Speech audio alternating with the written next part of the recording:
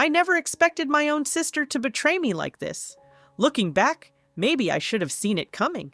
After all, Hannah had always been reckless, entitled, and selfish when it came to money, but I never imagined she'd go so far as to commit fraud against me, no less.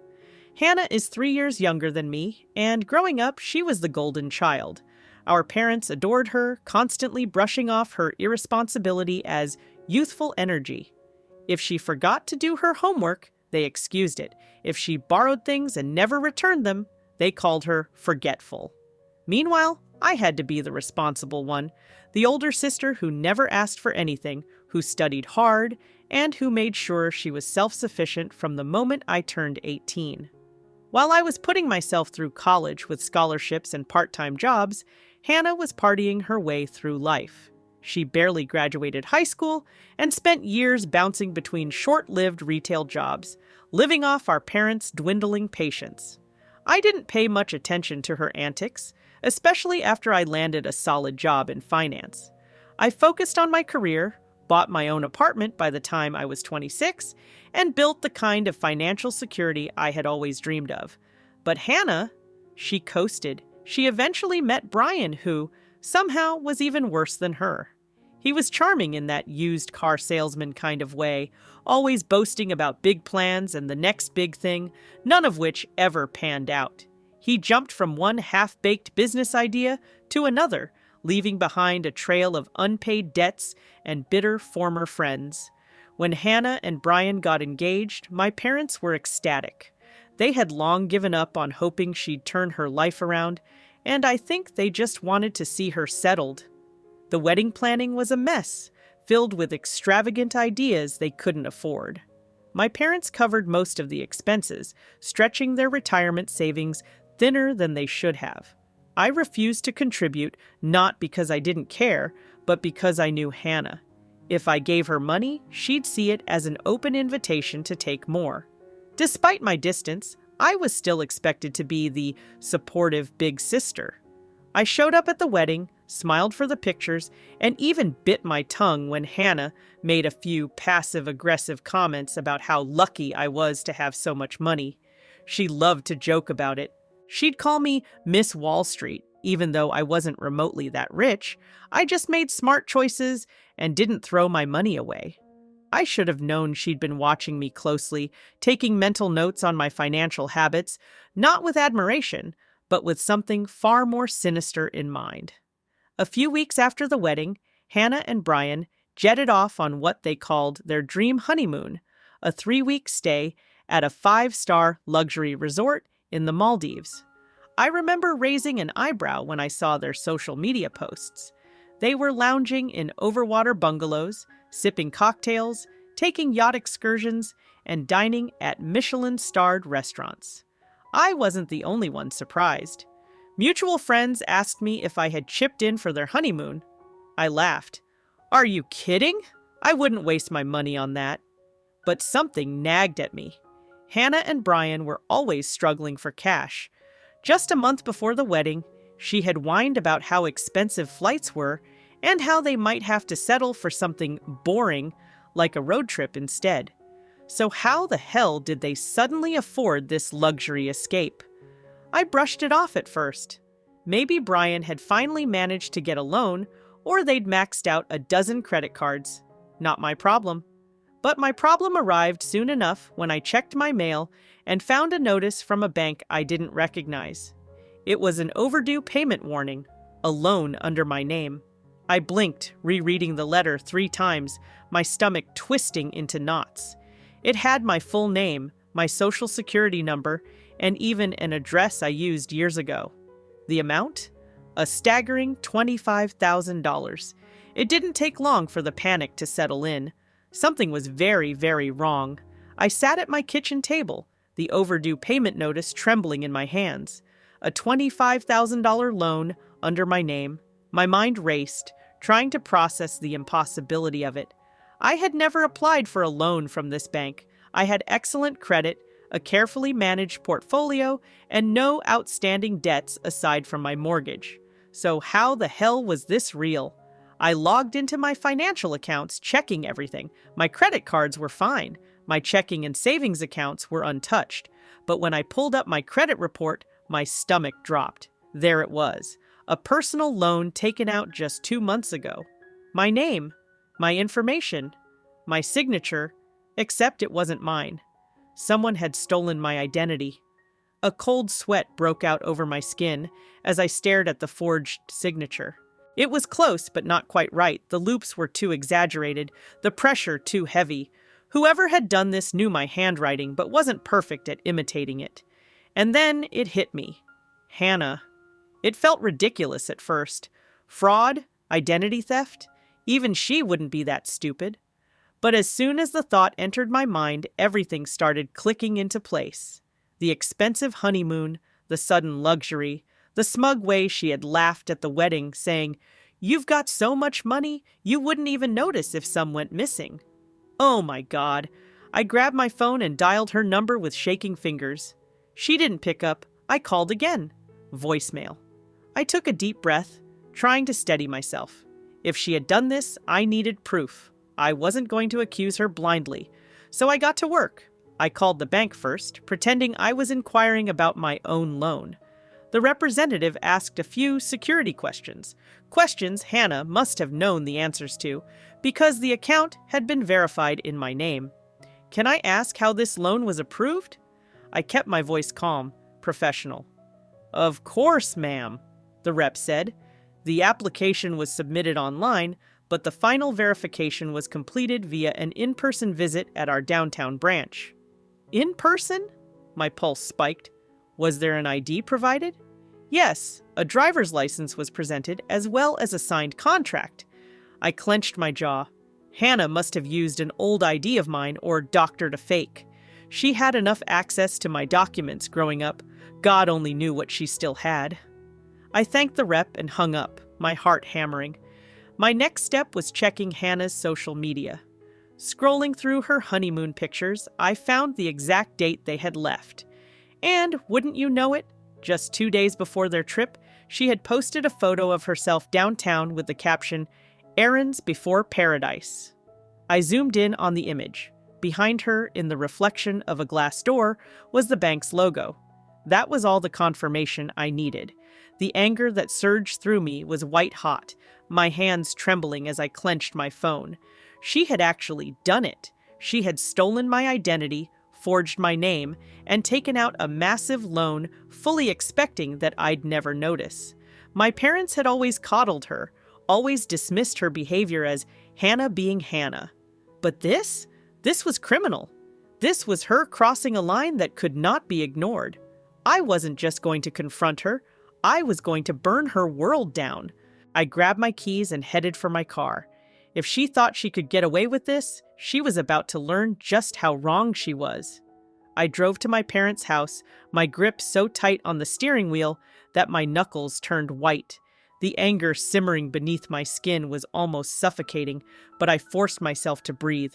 If I lost control, I'd give Hannah the chance to weasel out of this like she always did. No, not this time. I pulled into the driveway and barely waited for the engine to shut off before I climbed out. My mom answered the door, her face lighting up in surprise. "Oh, sweetie, I wasn't expecting you. Where's Hannah?" I cut her off, stepping inside without waiting for an invitation. Her smile faltered. "She and Brian just got back from their honeymoon yesterday." "Why?" I didn't answer. I stormed through the house, past my dad who was reading in the living room, and straight to Hannah's old bedroom, the one she and Brian were staying in while they figured things out. I didn't bother knocking. Hannah was lounging on the bed, scrolling through her phone, looking completely relaxed. Brian was playing a video game on a small TV in the corner, his feet propped up on the dresser. They both looked up as I barged in. "What the hell, Mia?" Hannah huffed. "Ever heard of knocking?" I threw the overdue loan notice onto the bed. "Recognize this?" Her eyes flicked down. Her expression didn't change at first, but I saw it, the slight tension in her jaw, the brief flicker of panic in her eyes. Brian was less subtle. "Oh, shit." My hands clenched into fists. "Yeah, oh, shit." Hannah scoffed, trying to mask her nerves. I have no idea what you're talking about. Cut the crap, Hannah, I snapped. I know you took out a loan in my name. I know you forged my signature. I know you used it to fund your ridiculous honeymoon. I pointed a shaking finger at her. What I don't know is what made you so unbelievably stupid to think I wouldn't find out. Hannah sat up, her face twisting into an ugly scowl. Oh, calm down. It's not like you're broke. You make more money than you even know what to do with. What's $25,000 to you? I let out a sharp laugh, but there was no humor in it. You're seriously trying to justify fraud? You stole my identity? Do you have any idea how illegal that is? Oh, please, she rolled her eyes. You're being so dramatic. Brian, for once, had the decency to look guilty. Hannah, maybe we should— Shut up, Brian, she snapped before turning back to me. Look, Mia, I was gonna pay it back, okay? We just needed a little help. It's not a big deal. I inhaled deeply, forcing myself to stay in control. You weren't gonna pay it back. You were gonna pretend it didn't exist and hope I never noticed. And even if you did plan to pay it back, that doesn't change the fact that you committed identity theft. That's when my mom appeared in the doorway, her brows furrowed in confusion. What's going on? Why are you two yelling? Oh, nothing, Mom, I said, my voice dripping with venom. Just found out that your darling youngest daughter took out a loan in my name without my knowledge and used it to fund her overpriced vacation. My mom's eyes widened in shock, and for a moment I thought she'd finally see Hannah for who she really was. But then Hannah started crying, and, like clockwork, my mom rushed to her side. Oh, sweetie, what's going on? She's overreacting, Hannah wailed. I only did it because I knew she wouldn't help otherwise. She has so much money, Mom. I just wanted a nice honeymoon. Is that so terrible? I stared at her in disbelief. She wasn't even denying it. My dad, who had wandered in behind my mom, crossed his arms. Hannah, is this true? Hannah sniffled dramatically. I just borrowed a little, Dad. I was gonna fix it. I turned to my parents, my jaw tight. She committed a felony. Mom sighed, rubbing Hannah's back. Mia, honey, let's not escalate this. I'm sure we can work this out as a family. I laughed bitterly. Of course you'd say that. If I had done something like this, you'd have thrown me to the wolves. But when it's Hannah, it's just a misunderstanding. Don't be ridiculous, Mom said, but there was guilt in her voice. You know she didn't mean any harm. I stared at them, stunned. They weren't going to do anything. They were going to let her get away with it, again. But I wasn't. I took out my phone and pulled up my bank's fraud report. I already filed a claim. The bank is investigating, and if they confirm my identity was stolen, they'll press charges. Hannah's fake crying stopped instantly. Her face twisted in panic. You wouldn't! I met her gaze, cold and unwavering. Watch me. The next few days were a whirlwind of police reports, bank meetings, and phone calls with my lawyer. Hannah, in the meantime, was desperately trying to get ahead of the fallout. She called me dozens of times, leaving voicemail after voicemail. First, she tried to gaslight me. Mia, come on, it wasn't that bad. It's not like I drained your bank account. When that didn't work, she tried guilt. You're ruining my life over a stupid loan. Do you really want me to go to jail? When I ignored her, she switched to rage. I swear to God, Mia, you are such a vindictive bitch. You can't let one thing go, can you? And then, finally, she broke. I'll pay it back, she begged in one voicemail. Please, I'll do anything. Just don't let them take me to court. But it was too late. The bank's fraud department confirmed the loan was forged. The police took my statement. The case was moving forward. Hannah was facing charges for identity theft and fraud, and there wasn't a damn thing she could do to stop it. Hannah walked into the courtroom looking like a ghost of herself. Gone was the smug, entitled sister who had laughed off my accusations. Instead, she was pale, her normally styled blonde hair limp and hastily tied back. Her eyes darted around the room, probably looking for sympathy, for someone to tell her this wasn't really happening. But it was. I sat on the other side, my lawyer by my side, dressed in a sharp navy suit that made it clear I meant business. I didn't feel victorious or smug. I felt justified. Hannah had tried to ruin me. She had stolen my identity, racked up $25,000 in debt under my name, and then had the audacity to act like I was the villain when I decided to hold her accountable. Now, the law was about to decide her fate. The judge, a stern woman in her 60s with sharp eyes, glanced over the case file before adjusting her glasses. "Ms. Reynolds," she addressed Hannah, her voice steady and unforgiving, "you are facing charges of identity theft and financial fraud. Do you understand the severity of these charges?" Hannah nodded, her hands wringing in her lap. Yes, Your Honor." My lawyer stood. "Your Honor, my client, Amelia Reynolds, has provided substantial evidence that the defendant forged her signature and used her personal information to obtain a $25,000 loan, which was then used to fund a personal vacation." The judge turned to Hannah's lawyer, a balding man in his 50s, who looked like he had already accepted the inevitable. "How does your client plead?" Hannah's lawyer sighed. "Your Honor, Ms. Reynolds would like to enter a plea of no contest." A murmur rippled through the small courtroom. No contest. She wasn't fighting it. I stared at Hannah, and for the first time, I saw something close to actual regret flicker across her face. The judge nodded. "Very well. The prosecution may present their statement." My lawyer stood again, speaking with precision. "Your Honor, my client not only suffered financial damage, but also significant emotional distress. The defendant knowingly exploited the trust of her own sister, assuming she would never face consequences.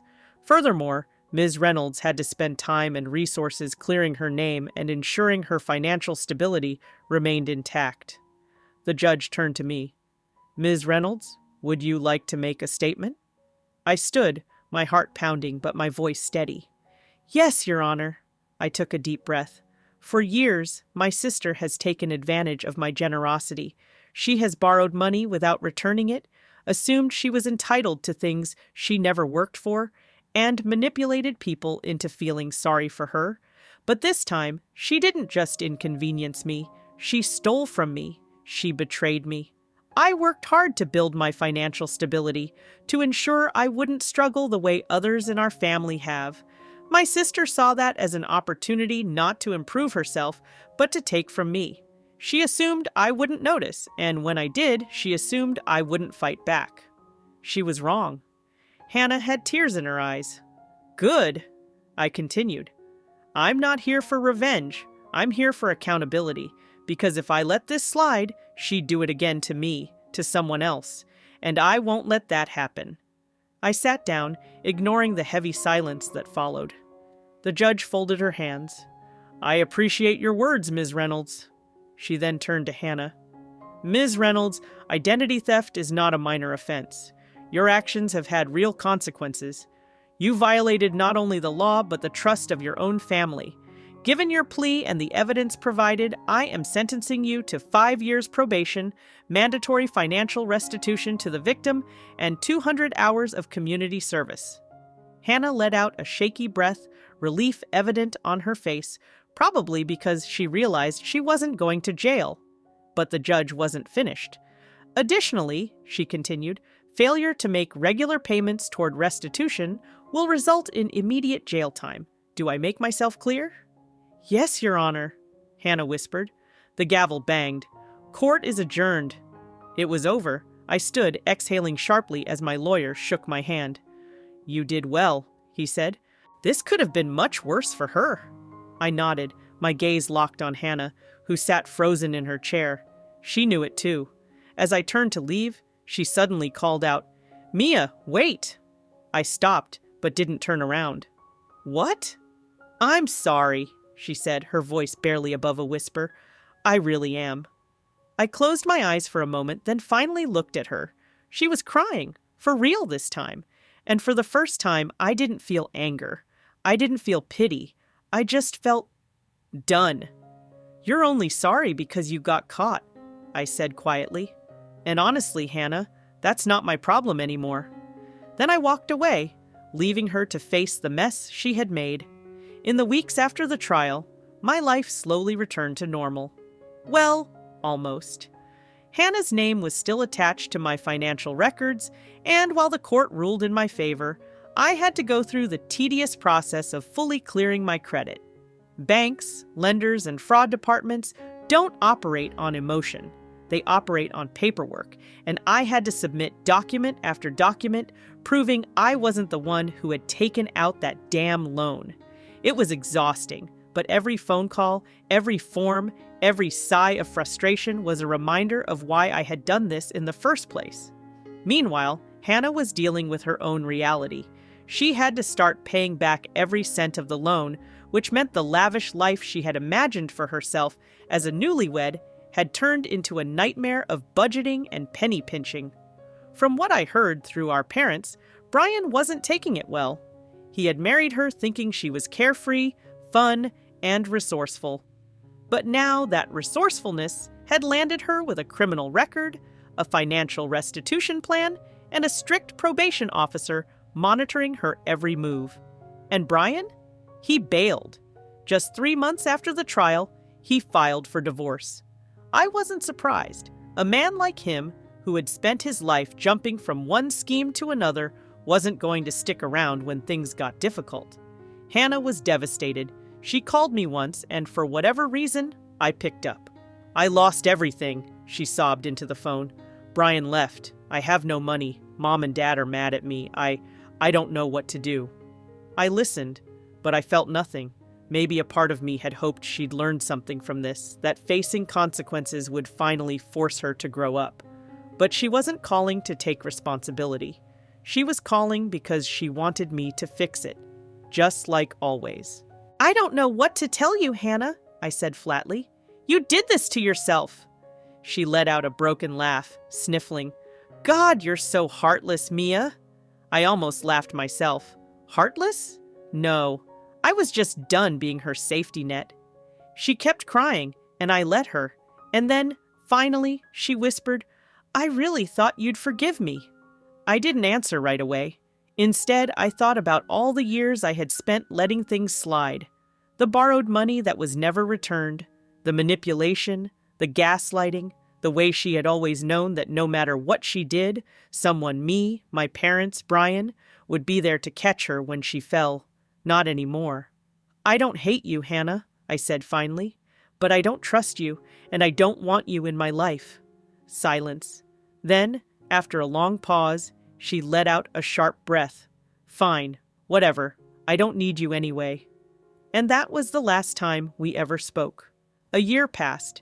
I rebuilt my financial security, made sure every trace of Hannah's fraud was erased from my records, and put extra protections in place so nothing like this could ever happen again. I moved forward without her, and I never once regretted my decision. My parents, however, struggled. Hannah moved back in with them for a while, and I think they finally saw the full picture of the daughter they had coddled for years. She was angry, bitter, and still unwilling to take real responsibility for her actions. My mother reached out once, asking if I'd ever consider reconciling with Hannah. I didn't hesitate. No. I wasn't cruel about it. I simply told her the truth. Some relationships are beyond repair, and no matter how much Hannah tried to blame me for ruining her happiness, she was the one who had burned every bridge. And me? I was free.